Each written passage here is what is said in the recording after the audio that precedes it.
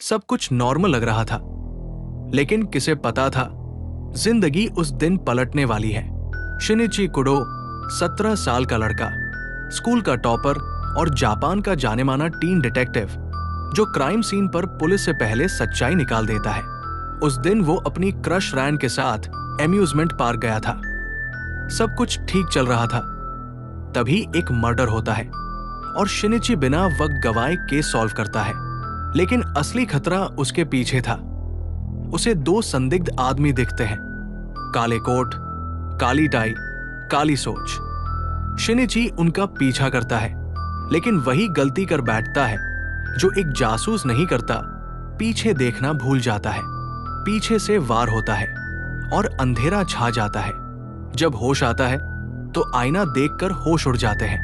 वो अब बच्चा बन चुका है, सेम दिमाग, वही तगड़ा शातिरपन, लेकिन 7 साल के बच्चे का शरीर। अब वो अपना नाम बदलकर बनता है कोनन एडोगवा और छिप जाता है रैन के घर में, उसी के सामने जिसके लिए उसका दिल धड़कता है। शिनिची अब दुनिया की नजरों में गायब है, लेकिन ब्लैक ऑर्गेनाइजेशन अब भी बाहर घूम रही है और उनका सच कोनन हर केस के साथ धीरे धीरे उजागर करेगा। अब कहानी शुरू होती है असली चालाकियों से। शिनिची, अब कोनन, प्रोफेसर अगासा की मदद से रैन के घर में उसके पापा कोगोरो मोरी, एक फेल हो चुका प्राइवेट डिटेक्टिव के साथ रहने लगता है। रैन को लग रहा है शिनिची किसी केस में बिजी है, पर असल में वो बच्चा बनकर उसी के सामने बैठा है। कोगोरो तो केसेस सॉल्व करने के नाम पर सोता है, पर असली मास्टरमाइंड बन चुका है कोनन। हर बार क्लू ढूंढता है, डिडक्शन करता है और फिर उस फेमस स्लीपिंग कोगोरो वाली ट्रिक। कोनन सीक्रेटली उसे बेहोश करता है और फिर उसकी आवाज में केस सॉल्व करता है। सबको लगता है कोगोरो जीनियस है, पर असली जीनियस तो यह छोटा सा लड़का है। हर एपिसोड में एक नया मर्डर, एक नया सस्पेक्ट, एक नया पजल। लेकिन कोनन की नजर हमेशा एक चीज पर रहती है, ब्लैक ऑर्गेनाइजेशन और वो आदमी जिसने उसकी जिंदगी को उल्टा कर दिया। कोनन को अब एक नामी डिटेक्टिव से ज्यादा एक परछाई की तरह जीना है, क्लूज के पीछे भागते हुए और अपनी असल आइडेंटिटी को छुपाते हुए। क्योंकि अगर गलती से भी किसी ने पहचान लिया कि कोनन ही शिनिची है, तो अगला टारगेट रैन होगी। कोनन की जिंदगी अब बस एक मिशन है। हर केस, हर सस्पेक्ट, हर क्लू से बस एक ही बात जुड़ी है, ब्लैक ऑर्गेनाइजेशन को ढूंढ निकालना। इस बीच कोगोरो मोरी अचानक से पॉपुलर हो गया है। टीवी शोज, न्यूज़पेपर्स सब उसे द ग्रेट स्लीपिंग डिटेक्टिव कहने लगे हैं। और कोनन हमेशा पीछे से पपेट मास्टर। केस दर केस कोनन रैन की प्रोटेक्शन करता है, लेकिन वो खुद रैन से छुप कर रह रहा है। वो उसे देखकर मुस्कुराती है, पर उसे नहीं पता उसकी नजरों के सामने उसका सबसे करीबी दोस्त छुपा बैठा है। और फिर आता है एक शॉकिंग मोमेंट। कोनन एक्सीडेंटली एक क्लू पकड़ता है, जिन और वोडका, वही 2 आदमी जिन्होंने उसे जहर दिया था, टोक्यो में फिर देखे गए हैं। कोनन का दिल दौड़ने लगता है। क्या ये उसका मौका है उन्हें पकड़ने का? लेकिन अब बच्चा बना कोनन बिना किसी ऑफिशियल आइडेंटिटी कैसे टक्कर लेगा इतने खतरनाक लोगों से? इसी टेंशन के बीच कोनन को मिलता है एक और एलाई। डॉक्टर अगासा उसे बनाता है कुछ साइफाई गैजेट्स, वॉइस चेंजिंग बोटी, tracker watch, power kick shoes. अब कोनन सिर्फ दिमाग से नहीं, टेक से भी लैस है। पर जैसे जैसे वो ब्लैक ऑर्गेनाइजेशन के करीब आता है, खतरा भी उतना ही बड़ा होता जा रहा है। अब कोनन सिर्फ एक बच्चे की तरह दिखता है, लेकिन उसके दिमाग में शर्लॉक होम्स जैसी चालें घूमती हैं। एक के बाद एक serial killings, locked room mysteries, poison wine glass, train murder, और हर केस में कोनन का अंदाज एकदम सिनेमैटिक। कोगोरो मोरी तो बस सोता है, असली गेम तो कोनन का होता है। बोटी से मोरी की आवाज बनाकर वो दुनिया को सॉल्व केसेस दिखा रहा है। लेकिन असली थ्रिल तब शुरू होता है जब कोनन एक्सीडेंटली एक केस में कुछ ऐसा डिस्कवर करता है, एक बिजनेसमैन की सस्पिशियस डेथ, और वहां मिले क्लूज उसी मिस्टीरियस ऑर्गेनाइजेशन की तरफ इशारा करते हैं जिसने उसे छोटा बना दिया। कोनन के अंदर एक्साइटमेंट भी है और डर भी। हर क्लू एक जाल है, हर शक की निगाह उसकी असलियत तक जा सकती है। उधर रैन को भी कॉनन पर शक होने लगता है। वो कई बार कहती है, कॉनन, तुम कुछ ज्यादा ही स्मार्ट नहीं हो एक बच्चे के लिए? कॉनन ऑकवर्डली हंस देता है, पर दिल में तूफान चलता है। और फिर अगासा एक नया गैजेट बनाता है, ट्रैकर ग्लासेस और सोलर पावर्ड स्केटबोर्ड। अब कॉनन स्ट्रीट्स पर भी उतना ही फुर्तीला है जितना अपनी डिडक्शन स्किल्स में। लेकिन ब्लैक ऑर्गेनाइजेशन अब भी एक शैडो की तरह है, न दिखते हैं न पकड़ में आते हैं, बस धीरे धीरे अपने डर से पूरी दुनिया को पकड़ते जा रहे हैं। और कॉनन अकेला पर अनस्टॉपेबल है। अब तक कॉनन ने कई खतरनाक केसेस सॉल्व कर लिए हैं, लेकिन असली चैलेंज अभी बाकी है। एक केस आता है, मशहूर इल्यूजनिस्ट टोइची की रहस्यमय मौत, और उसकी बेटी का कहना है कि उसके पिता को मारा गया, लेकिन सबूत जीरो। कॉनन अपने डिडक्शन स्किल्स और गैजेट्स की मदद से पता लगाता है कि ये एक परफेक्टली प्लान्ड मर्डर था, जिसमें ऐसा इल्यूजन क्रिएट किया गया था कि सबको सुइसाइड लगे। हर ट्रिक को डीकोड करते वक्त लगता है जैसे वो चेस खेल रहा हो एक इनविजिबल अपोनेंट से। अब कोगोरो की पॉपुलैरिटी स्काईरॉकेट हो जाती है थैंक्स टू कॉनन। उसे मीडिया स्लीपिंग कोगोरो कहने लगता है। रैन खुश होती है कि उसके पापा को रिकॉग्निशन मिल रही है, लेकिन कॉनन अंदर ही अंदर हंस रहा होता है, क्योंकि असली मास्टरमाइंड वो है। मीनवाइल कॉनन एक्सीडेंटली एक high profile political assassination plot में उलझ जाता है, जहां एक छोटा सा सर्वेलेंस माइक उसे उन लोगों तक ले जाता है जिनका कनेक्शन फिर से उसी ब्लैक ऑर्गेनाइजेशन से है। किसी पॉलिटिशियन की डेथ को नेचुरल दिखाना था, लेकिन कॉनन ने सारा गेम पलट दिया। अगासा और कॉनन मिलकर उस ऑर्गेनाइजेशन की स्ट्रक्चर समझने की कोशिश करते हैं, लेकिन हर बार जैसे कोई इनविजिबल वॉल से टकरा जाते हैं। अब मामला सिर्फ केसेस सॉल्व करने का नहीं है, अब ये लड़ाई कॉनन वर्सेस शैडोज की बनने लगी है। अब स्टोरी ले रही है एक और भी खतरनाक मोड़। कॉनन को एक क्लू मिलता है। एक आदमी जिसने ब्लैक ऑर्गेनाइजेशन के कुछ लोगों को डील करते देखा था, वो अब खुद एक मर्डर केस में फंस चुका है। उसकी कहानी बहुत वेग है, लेकिन जो चीज सबसे डरावनी है वो है एक कोड वर्ड, जिन और वोडका। यस, वही दो चेहरे जिन्होंने शिनिची को छोटा बना दिया था। अब कॉनन को सिर्फ केस सॉल्व नहीं करना, बल्कि जिंदा रहना भी है, क्योंकि ये लोग सिर्फ नाम नहीं, निशान तक मिटा देते हैं।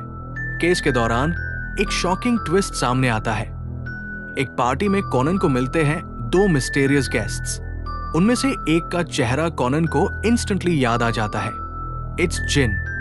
Heart pounding, palms sweating. वो जिन के इतना करीब है, लेकिन कुछ नहीं कर सकता। रैन भी उसी पार्टी में होती है, और कॉनन को डर है कि कहीं उसका इन्वॉल्वमेंट उसे भी डेंजर में न डाल दे। अगासा एक नए गैजेट देता है, रिस्ट वॉच ट्रैंक्विलाइजर डार्ट, जिससे कॉनन कोगोरो को बेहोश करके उसकी आवाज में बोल सके। अब कॉनन के पास है एक परफेक्ट डिस्गाइज और एक डेडली मिशन। ट्रूथ के जितना करीब जाओ, मौत भी उतनी करीब आती है। इस पार्टी के अंदर से जिन और वोडका बचकर निकल जाते हैं, लेकिन कॉनन को मिल जाता है उनका कार नंबर प्लेट, पहला प्रॉपर लीड। अब कॉनन जानता है ये खेल छोटा नहीं है, ये एक जंग है शैडोज के खिलाफ, और हर गलत कदम उसका आखिरी हो सकता है। अब कहानी का टोन हो चुका है और इंटेंस। एक नया केस, एक लव लेटर वाला सुइसाइड लगता है, लेकिन कॉनन को क्लियरली दिखता है कि ये सुइसाइड नहीं, कोल्ड ब्लडेड मर्डर है। जैसे जैसे क्लूज खुलते हैं, कॉनन को फील होता है कि कल्प्रेट किसी नॉर्मल मोटिव से ड्रिवन नहीं है, ये पर्सनल रिवेंज की फायर है। और गेस व्हाट? किलर का मोटिव था उसका प्यार, जिसे उसका बेस्ट फ्रेंड ने चीट किया था। कॉनन अपने ट्रैंक्विलाइजर डार्ट और वॉइस चेंजर से कोगोरो को फिर से डिटेक्टिव बना देता है। क्राउड वाव हो जाता है, but only we know the kid is the real mastermind. लेकिन इसी बीच एक और इमोशनल बॉम्ब गिरता है। रैन को फिर से याद आता है शिनिची। वो अगासा से पूछती है, क्या तुम्हें पता है शिनिची कहा गया है? और भाई, उस सीन का इमोशनल वेट दिल चीर के रख देता है। अगासा बैली बचाता है कॉनन की आइडेंटिटी, लेकिन रैन की आंखों में जो डाउट है वो बढ़ता जा रहा है। इधर कोनन सीक्रेटली जिन और वोडका की लाइसेंस प्लेट ट्रेस करवा रहा है, लेकिन एक ट्विस्ट में वो पुलिस डेटाबेस में भी हैक नहीं कर पाता क्योंकि वो नंबर फेक था। ब्लैक ऑर्गेनाइजेशन कुछ भी छोड़ती नहीं। अब कोनन को रियलाइज होता है ये लोग सिर्फ क्रिमिनल नहीं, ये पूरे सिस्टम से भी 2 कदम आगे हैं। कोनन की चेस अब एक ऑब्सेशन बन रही है, पर क्या वो खुद को बचा पाएगा? अब शुरू होता है वो केस जिसने कोनन को हिला कर रख दिया। एक रेस्टोरेंट में हुई डबल मर्डर की मिस्ट्री, और उस केस की सबसे शॉक देने वाली बात, रैन खुद उस केस की सस्पेक्ट बन जाती है। यस ब्रो, इस बार रैन उस स्पॉट पार होती है जहां मर्डर हुआ। सबूत वीक है, लेकिन सर्कमस्टांशियल एविडेंस रैन की तरफ पॉइंट कर रहा है। कोनन अंदर से टूटा हुआ है, लेकिन उसकी आंखों में सिर्फ डिटर्मिनेशन। मेन रैन को बचा कर रहूंगा, चाहे कुछ भी हो जाए। उसके क्लूज फॉलो करते हुए कोनन फाइनली रीच करता है एक अनसीन डिटेल, टेबल की पोजीशनिंग, स्पिल्ड वाइन और एक रिवर्स्ड वॉच। बस वही हिंट था जो असली किलर की तरफ इशारा करता है, और जैब कॉनन ने कोगोरो को डांट मारकर सच सामने रखा। एवरीवन गास्प्ड। रियल किलर वेटर निकला, जिसने जेलसी में दोनों गेस्ट्स को पॉइजन किया था। केस सॉल्व्ड, रैन रिलीव्ड, लेकिन उसकी आंखों में क्लियरली एक सवाल है। ये छोटा बच्चा कैसे हर बार सब कुछ सॉल्व कर लेता है? और वही डाउट स्लोली शिनिची की यादों से जुड़ने लगता है। मीनवाइल कोनन सीक्रेटली प्रोफेसर अगासा से बात करता है। रैन को अपनी आइडेंटिटी पता चल गई तो क्या होगा उसके साथ? अगासा सिर्फ एक लाइन बोलता है, तो तुम्हें फैसला लेना पड़ेगा, डिटेक्टिव या लवर। एक म्यूजियम एग्जीबिशन, एंटिक्स, डायमंड्स और पेंटिंग्स का महल। लेकिन उस रात होने वाला था एक ऐसा थेफ्ट जो कोनन को ब्लैक ऑर्गेनाइजेशन के एक थ्रेड तक पहुंचा देगा। कोनन, रैन और कोगोरो अटेंड कर रहे होते हैं एक प्राइवेट कलेक्शन शोकेस। एक priceless jewel, the black star, spotlight में है। सिक्योरिटी टाइट है, लेकिन कोनन की गट फीलिंग कुछ और कह रही होती है, और वही होता है। लाइट्स फ्लिकर, एक ग्लास टूटने की आवाज, और जैब लाइट्स वापस आती है। डायमंड गायब। सीन इन्वेस्टिगेशन में कोनन का ब्रेन 100x पर काम करता है। सबको लगता है कोई आउटसाइडर आया और चोरी की, लेकिन कोनन नोट करता है एक वेटर की घड़ी उल्टी चल रही है, और एक विजिटर की शूज पे पेंट स्प्लैटर है जो किसी गैलरी में था ही नहीं। एक इनविजिबल थ्रेड उससे कल्प्रिट तक ले जाता है, जो एक्चुअली एक नोन स्मगलर था, और उसके पास ब्लैक ऑर्गेनाइजेशन का सिंबल वाला एक जिप्पो लाइटर मिलता है। कोनन का दिल तेज धड़कता है।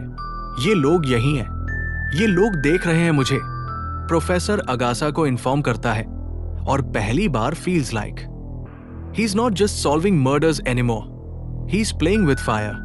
रैनास केस में उसके साथ रहती है, और कोनन रियलाइज करता है मुझे और तेज बनना होगा, और केयरफुल भी, वरना उनकी नजर मुझ तक आ सकती है। सीजन 1 की आखिरी केस में कोनन को मिलती है सबसे ट्रिकी चैलेंज, एक बंद रूम मर्डर, जहां ना कोई हथियार, ना कोई सस्पेक्ट, सिर्फ एक चेस बोर्ड और एक टूटी हुई टी कप। कोगोरो को बुलाया गया है एक फेमस चेस ग्रैंड मास्टर के घर, जो अपनी ऑटोबायोग्राफी लॉन्च करने वाला था, लेकिन प्रेस से पहले ही मिलता है उसका डेड बॉडी, टेबल पर झुका हुआ, और कप से गिरती हुई कुछ चाय। पुलिस कंफ्यूज्ड है, दरवाजे बंद, खिड़कियां सील्ड, नो साइन स्ट्रगल। रैन डिस्टर्ब्ड है, और कोनन सोच रहा है ये सिर्फ एक्सीडेंट नहीं हो सकता। वो घर के कॉर्नर्स चेक करता है और एक छोटा सा क्लू पकड़ लेता है। चेसबोर्ड की एक पीस उल्टी डायरेक्शन में रखी गई थी। वो याद करता है ग्रैंड मास्टर का एक famous quote, strategy is the key even in death. Conan realise करता है ये कोई सिंबॉलिक मर्डर है, एक ऐसा मूव जो आखिरी गेम के जैसे सोचा गया था। किलर ने एक क्लेवर सेटअप किया, पॉइजन्ड टी और टाइम गैस लीक, ताकि मौत लगे नेचुरल। लेकिन सबसे बड़ा ट्विस्ट तब आता है, किलर एक्चुअली उसका ही ओल्ड राइवल था, जो ग्रैंड मास्टर के नाम पे एक स्कैंडल छुपाना चाहता था। Conan not only solves the case, but secretly leaves a note for police. Check the bishop piece, वहां हिडन मेमोरी कार्ड है जिसमें कन्फेशन है, केस सॉल्व्ड।